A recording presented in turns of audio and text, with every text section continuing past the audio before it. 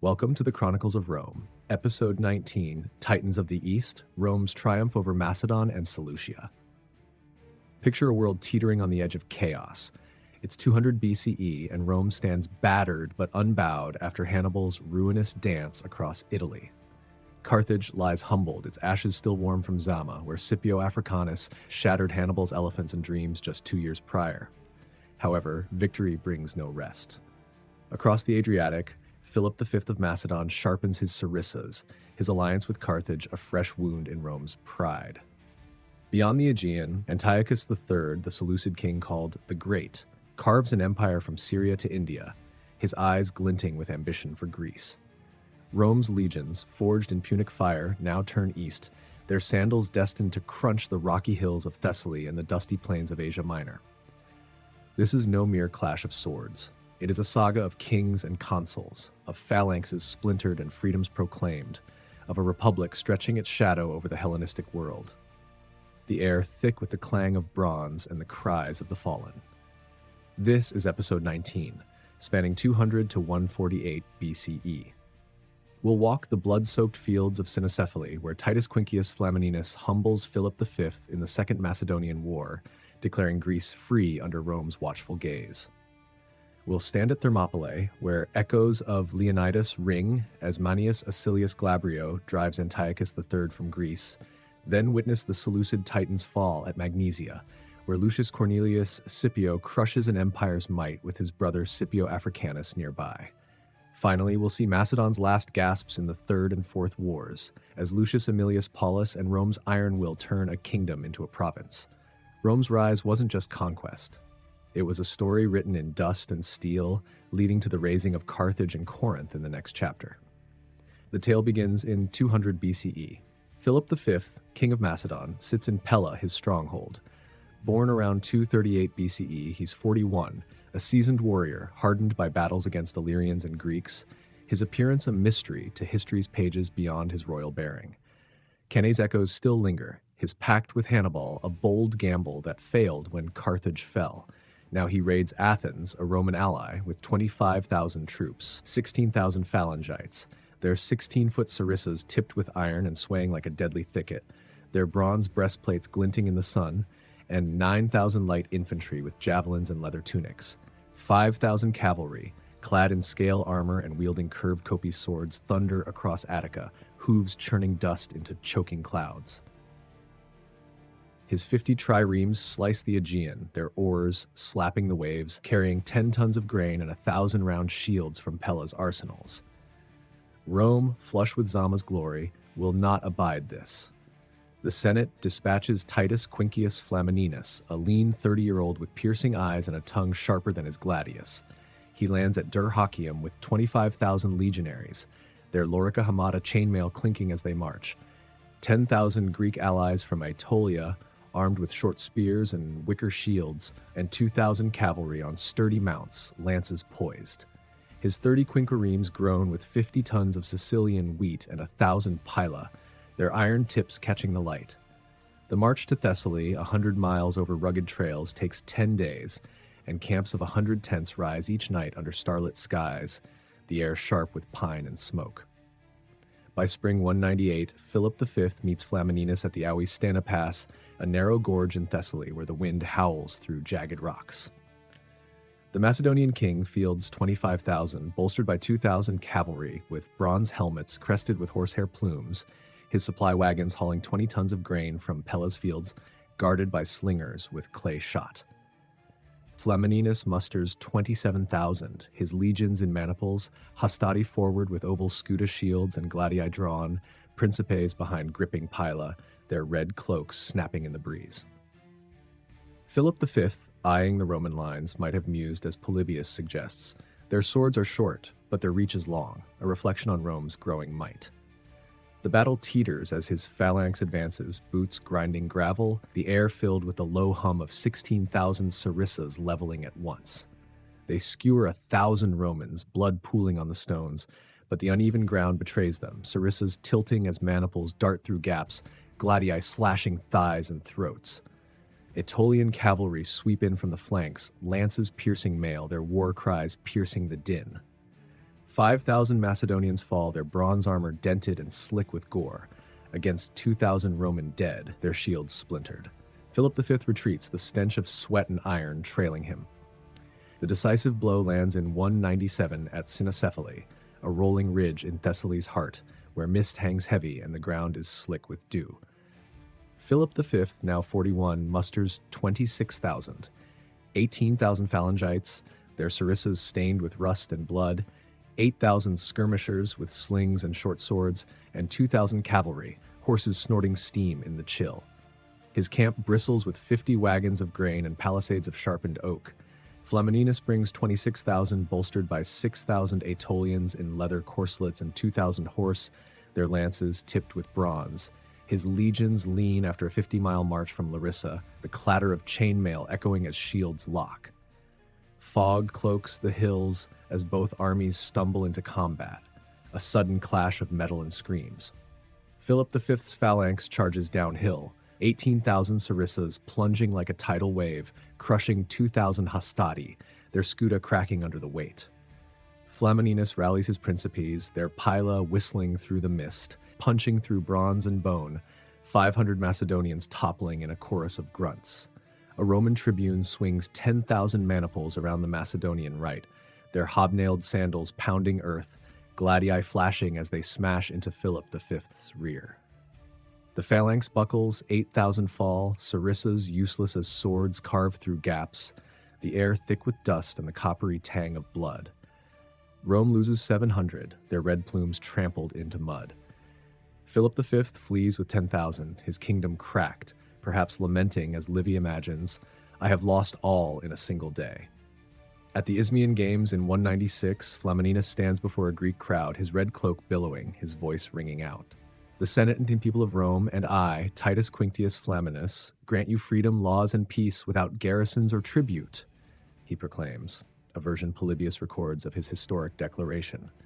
Cheers erupt, a roar that shakes the stadium, but the freedom comes with Roman garrisons in Corinth and Chalcis, their bronze-tipped pila glinting in the sun, a subtle leash.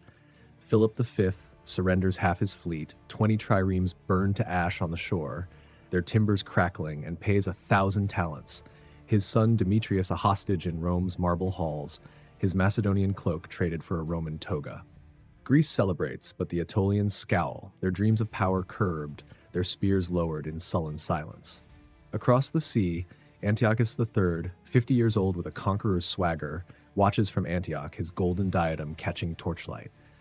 He'd crushed Ptolemy V at Panium in 200, seizing Judea with 40,000 infantry in scale armor and 50 elephants draped in crimson cloth, and now he hungers for Greece. Philip V's defeat a golden opportunity. In 192, Antiochus III strikes. His empire sprawls from Turkey to Persia, a tapestry of Greek cities, Persian satraps and desert tribes, his banners fluttering with silver stars. He allies with the Aetolians, bitter at Rome's dominance, and sails from Ephesus with 20,000 infantry. 10,000 phalangites with iron-tipped sarissas, 10,000 archers and slingers in quilted tunics, their quivers bristling. 5,000 cavalry, cataphracts in bronze scales, ride heavy chargers, and 20 elephants tower, their trunks swaying with iron chains. His 40 triremes, laden with 30 tons of Syrian grain, cut through the waves, oars thumping like war drums. Landing at Demetrius, he claims Greece as his birthright, perhaps declaring, as Livy suggests, "The Romans are mere guests in Greece. I am its master by blood and conquest." Rome responds with Manius Acilius Glabrio, a grizzled consul at 45, his face etched with scars from Spain, his gray eyes hard as flint.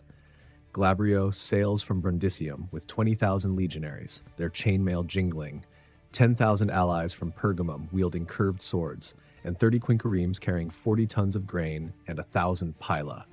Landing in Apollonia after a 100-mile voyage, the sea air sharp with salt. Spring 191 brings them to Thermopylae, the storied pass where Leonidas defied Persia centuries ago, its cliffs looming like silent sentinels. Antiochus III holds the Narrows with 15,000, 10,000 phalangites, their sarissas a bristling hedge, 5,000 Aetolians with bronze-tipped spears and wicker shields, and 10 elephants, their tusks capped with iron. His camp nestles against cliffs, 20 wagons of grain stacked high, the air heavy with the musk of beasts.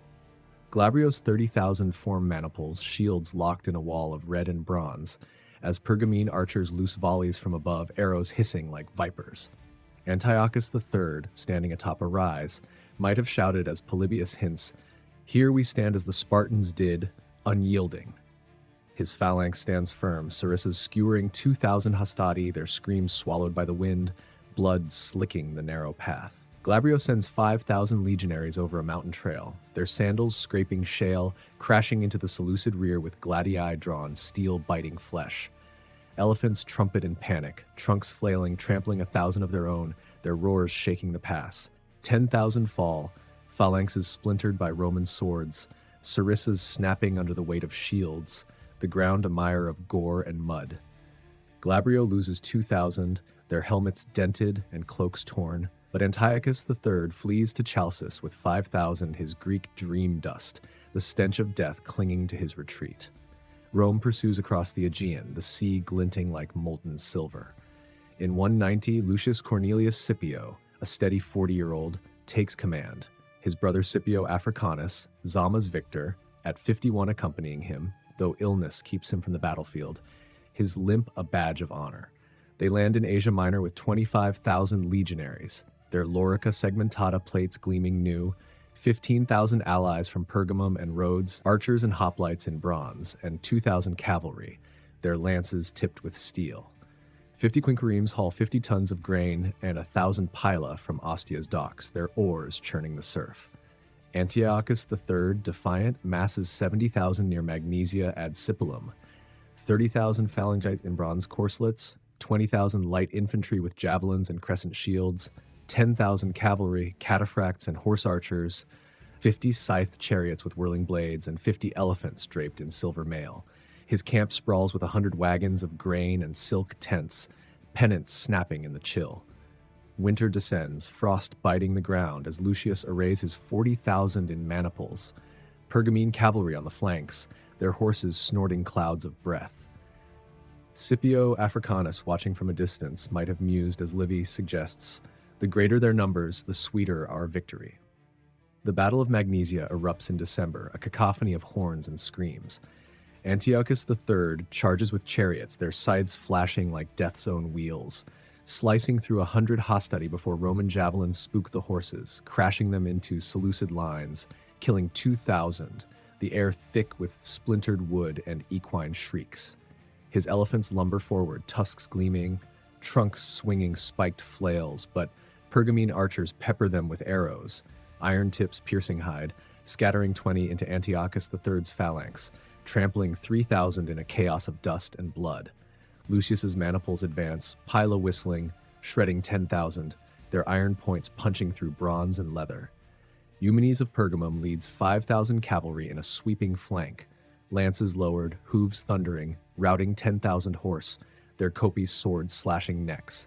The Seleucid center collapses, 30,000 phalangites and levies falling under gladii and hooves, the snow-stained crimson. 50,000 perish against 350 Romans and 2,000 allies, a slaughter etched in frost and steel, the battlefield a graveyard of shattered sarissas and broken shields. Antiochus III escapes with 15,000, his empire humbled, perhaps whispering, "The gods have turned their faces from me," a thought crafted from his despair. The Peace of Apamea in 188 seals his fate. Antiochus III cedes Asia Minor west of the Taurus to Pergamum and Rhodes, pays 15,000 talents over 12 years, enough to gild Rome's forums, and surrenders his navy, 40 triremes torched, their flames licking the sky, and 50 elephants, their trunks bowing in defeat. His son, young Antiochus IV, is shipped to Rome as a hostage, a prince in chains, his purple robes traded for a prisoner's tunic. Rome's legions return with looted gold, silver tripods, and Greek scrolls, Polybius among them, his pen chronicling Rome's rise, his ink stained with the dust of Magnesia. The Republic now looms over the east, its culture tinged with Hellenic echoes, statues of Athena gracing its forums. Macedon stirs again in 171.